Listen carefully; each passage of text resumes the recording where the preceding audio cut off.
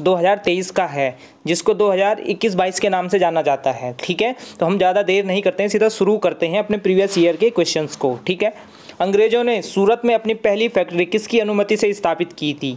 तो अंग्रेजों ने पहली फैक्ट्री की थी स्थापित 1612 में, और 1612 में उस समय मुग़ल शहजादा जहांगीर मुग़ल राजा बन चुके होते हैं। तो ठीक है, मुग़ल बादशाह जहांगीर के टाइम पे पहली बार फैक्ट्री स्थापित की थी 1612 में। अगले क्वेश्चन को देखिए, निम्न में से जो देश है किसके पास दुनिया का सबसे बड़ा यूरेनियम रिजर्व है? किस देश के पास सबसे बड़ा यूरेनियम का भंडार है? ऑस्ट्रेलिया, कनाडा, रूस या यूएसए? तो इसका राइट आंसर ए है, ऑस्ट्रेलिया के पास दुनिया का सबसे बड़ा यूरेनियम भंडार है। निम्न में से किस देश का उद्गम स्थल भारत में है? ब्रह्मपुत्र, सिंधु, चेनाब या सतलज? देखिए, ब्रह्मपुत्र का चाइना के तिब्बत वाले क्षेत्र में है, और सिंधु का भी उसी के पास है। जैसे ये मानसरोवर झील है, तो यहाँ से ब्रह्मपुत्र और यहाँ से क्या निकलती है? सिंधु निकलती है। सतलज भी यहीं समीप से निकलती है। तो ये तीनों नदियाँ चाइना से निकलती हैं, जबकि हमारा चिनाब भारत के हिमाचल प्रदेश से निकलती है। इस कारण से ऑप्शन सी सही आंसर होगा। अगले क्वेश्चन को देखिए, निम्नलिखित में से किसमें उच्चतम ऊर्जा होती है? हरा प्रकाश, लाल प्रकाश, नीला प्रकाश या पीला प्रकाश? देखिए, हाईएस्ट एनर्जी उसमें होगी जिसकी फ्रीक्वेंसी ज़्यादा होगी। जिसकी फ्रीक्वेंसी ज़्यादा होगी उसमें सबसे ज़्यादा एनर्जी होगी, और जिसकी फ्रीक्वेंसी कम होगी उसमें कम एनर्जी होगी। तो सबसे ज़्यादा फ्रीक्वेंसी होती है नीले प्रकाश में, इस कारण से सबसे ज़्यादा अधिकतम ऊर्जा नीले प्रकाश में होगी। और यदि पूछा जाए कि सबसे कम ऊर्जा किस में होगी, तो उसमें होगी लाल प्रकाश में। ठीक है, क्योंकि उसकी फ्रीक्वेंसी सबसे ज़्यादा होती है। अगला क्वेश्चन देखिए, भारतीय संविधान के अंतर्गत निम्नलिखित में से कौन सा मूल कर्तव्य नहीं है? ऐसा कौन सा कर्तव्य है जो भाग 4A में नहीं दे रखा है? 4A में लोक चुनाव में मतदान करना, वैज्ञानिक प्रवृत्ति विकसित करना, सार्वजनिक संपत्ति की सुरक्षा करना, संविधान के प्रति निष्ठा रखना या उसके आदर्शों को सम्मान करना। तो ये BCD सभी हमारे भाग 4A में दे रखे हैं, जबकि लोक चुनाव में मतदान करना सरदार स्वर्ण सिंह समिति ने सुझाव दिया था, लेकिन इसको ऐड नहीं किया गया था। ठीक है, आप मुझे एक प्रश्न का उत्तर भी दीजिएगा साथ में कि मूल रूप से जब हमने भाग 4A जोड़ा था तो उस समय कितने मौलिक कर्तव्य थे, और बाद में कौन सा मौलिक कर्तव्य और जोड़े गए? जी, अगले क्वेश्चन को देखिएगा, करों और सरकारी कामकाज के निर्वाह में हुई अन्य प्राप्तियां से संघ सरकार को प्राप्त हुआ समूचा राजस्व कहाँ जमा होता है? यानी कि जो भी रेवेन्यू सरकार को मिल रहा है वो कहाँ जमा होता है? जो टैक्सेस से है या अन्य प्रकार से होता है, तो वो भारत की संचित निधि में, जिसे कंसोलिडेटेड फंड भी कहते हैं, उसमें जमा होता है। अगले क्वेश्चन को देखिएगा मित्रों, निम्नलिखित में से कौन पृथ्वी ग्रह पर कार्बन चक्र में कार्बन डाइऑक्साइड बढ़ाने में योगदान करता है? ऐड करने में, यहाँ पे ऐड करने में दे रखा है, तो योगदान करता है। ज्वालामुखी की क्रियाएं, श्वसन की क्रिया, प्रकाश संश्लेषण, जैव पदार्थ का क्षय। देखिए, ज्वालामुखी क्रिया से भी जब ज्वालामुखी फूटता है तो CO2 निकलती है। श्वसन की क्रिया से जब हम सांस छोड़ते हैं तो CO2 बाहर निकलती है। प्रकाश संश्लेषण की क्रिया से नहीं होगा, क्योंकि प्रकाश संश्लेषण में पौधे ऑक्सीजन बाहर छोड़ते हैं, इस कारण से ये नहीं होगा। और चौथा, जैव पदार्थ का क्षय। बिल्कुल, जैव पदार्थ का जब क्षय होता है तो वो कार्बन से ही बना होता है। किससे बना होता है? कार्बन से। इस कारण से उसके क्षय से भी हमको कार्बन डाइऑक्साइड पुनः पृथ्वी पर प्राप्त होती है। तो ऐड होगी इन तीनों से, 1, 2 और 4 से। तो जहाँ पे भी 1, 2, 4 होगा उसको लगा दीजिए। तो 1, 2, 4 सी पे है, तो हमारा आंसर हो गया सी।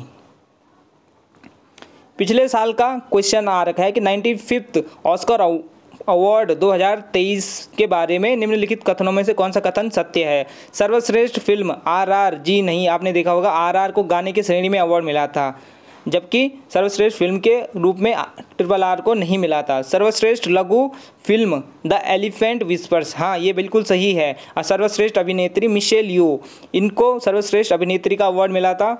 किलियन मर्फी को पुरुष की श्रेणी में मिला था। और ये जो एलिफेंट विस्पर है ये डॉक्यूमेंट्री या शॉर्ट फिल्म की कैटेगरी में दी गई थी। तो हमारा आंसर हो गया, एक तो गलत हो गया, तो 2, 3। तो जहाँ भी 2, 3 होगा वहाँ हमको देखना है। तो कौन सा ऑप्शन सही है? 2, 3 बी। ठीक है, तो हमारा आंसर हो गया बी। अगले क्वेश्चन को भी देखिए मित्रों, विश्व प्रेस स्वतंत्रता दिवस कब मनाया जाता है? 3 मई को, 3 जून को, 5 मई को या 5 दिसंबर को? 3 मई को विश्व प्रेस स्वतंत्रता दिवस मनाया जाता है, वर्ल्ड प्रेस फ्रीडम डे। ठीक है। खेलों के संबंध में निम्न में से कौन सा कथन सत्य है? अर्जेंटीना फीफा वर्ल्ड कप 2022 को जीतता है। कॉमनवेल्थ गेम 2022 की पदक तालिका में भारत तीसरे पायदान पर रहता है, ये गलत है। आईसीसी T20 महिला विश्व कप 2023 में विजेता ऑस्ट्रेलिया रहता है। तो 1 और 3 सही है और बाकी स्टेटमेंट दूसरा गलत है। तो 1 और 3 हमारे पास ए है, तो हमारा ऑप्शन ए सही आंसर हो गया। ठीक है। 11वां क्वेश्चन, निम्नलिखित में से कौन सी प्राचीनतम पर्वत श्रृंखला भारत की है ना, भारत के संदर्भ में? सतपुड़ा, विंध्याचल, अरावली, गारो या खासी? तो इसमें से सबसे पुरानी अरावली है। ठीक है, जो राजस्थान से शुरू होकर दिल्ली की रायसीना हिल्स तक जाती हैं। अच्छा, मुझे बताइएगा कि अरावली किस प्रकार की पर्वत का एग्जाम्पल है? अरावली किस प्रकार के पर्वत का एग्जाम्पल है, आप मुझे दीजिएगा। जैसे ऑप्शन देता हूँ मैं आपको, अपभ्रंशित या फिर अवशिष्ट या फिर वलित या फिर ज्वालामुखी। इनमें से किस प्रकार की चट्टान है अरावली? ठीक है, ये किस प्रकार की पर्वत श्रृंखला है। क्वेश्चन 12, निम्नलिखित में से भारतीय संविधान का कौन सा अनुच्छेद राज्यपाल को अध्यादेश जारी करने की शक्ति प्रदान करता है? 210, 211, 212, 213। देखिए सभी ऑप्शंस आप लोगों ने देखे, बहुत आसान आंसर है इसका। 213 के तहत राज्यपाल को अध्यादेश जारी करने की शक्ति है और 123 के तहत राष्ट्रपति को अध्यादेश जारी करने की शक्ति दी गई है ना। अगला क्वेश्चन देखिए मित्रों, लोकसभा में अविश्वास प्रस्ताव प्रस्तुत करने के लिए कितने सांसदों के समर्थन की आवश्यकता होती है? माना किसी सरकार को गिराना है तो कितने % या कितने संख्या में सांसद हमें चाहिए कि पहले हम उस प्रस्ताव को वहां लेके जा सके? तो 50 सांसद हमारे साथ होने चाहिए। अगर 50 सांसदों ने सपोर्ट कर दिया तो तब हम जाके प्रस्ताव लेके आ सकते हैं कि हमको ये सरकार गिरानी है, हम इसके खिलाफ वोटिंग करेंगे, तब जाके प्रस्ताव स्वीकार होगा। ठीक है।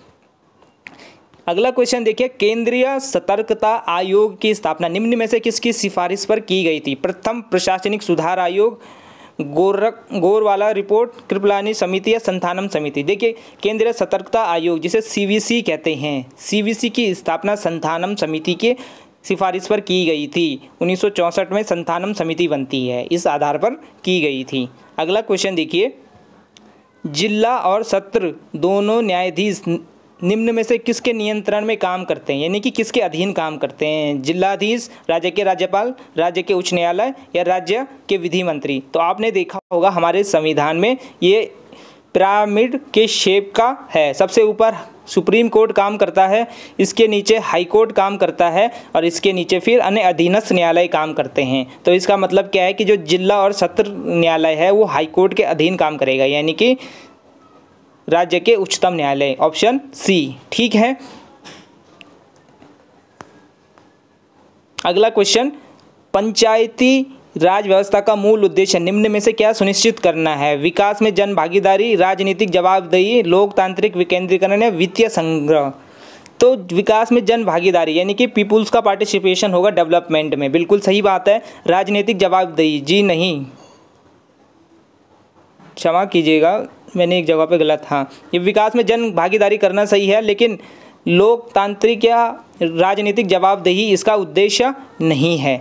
दूसरा लोकतांत्रिक विकेंद्रीकरण, जी बिल्कुल, इसका डेमोक्रेटिक डिसेंट्रलाइजेशन इसका सही आंसर है। और वित्तीय संग्रहण, जी नहीं, वित्तीय संग्रहण के लिए अभी तक कोई व्यवस्था नहीं है। 29 विषय पंचायतों को देने की बात की गई है लेकिन अभी तक दिए नहीं है। तो मूल उद्देश्य क्या था? विकास में जन भागीदारी हो और लोकतांत्रिक विकेंद्रीकरण हो, यानी कि ऑप्शन 1 और ऑप्शन 3 सही है। तो इसमें से जो भी इसमें सही बैठेगा उसको लगाएंगे हम, ऑप्शन 1 और ऑप्शन सी। तो इसका आंसर हो गया सी। एक और क्वेश्चन देख लेते हैं, निम्न में से किसका प्रयोग प्राकृतिक मच्छर प्रतिकर्षी यानी कि रेपेलेंट के रूप में काम किया जाता है मच्छर को भगाने के लिए? एलिफेंट घास, नट घास, लेमन घास या दूब या दूर्वा? तो लेमन ग्रास कहते हैं जिसे, उसका प्रयोग किया जाता है मच्छर को भगाने के लिए प्राकृतिक मच्छर प्रतिकृषि के रूप में। ठीक है, तो आज हम 17 क्वेश्चन देखेंगे। इस प्रकार से हम छोटे छोटे वीडियो में आपके प्रीवियस ईयर के सारे क्वेश्चन सॉल्व कराएंगे। आप बने रहिएगा हमारे साथ, लाइक कमेंट शेयर कीजिएगा और अपने उत्तर भी कमेंट बॉक्स में दीजिएगा। धन्यवाद।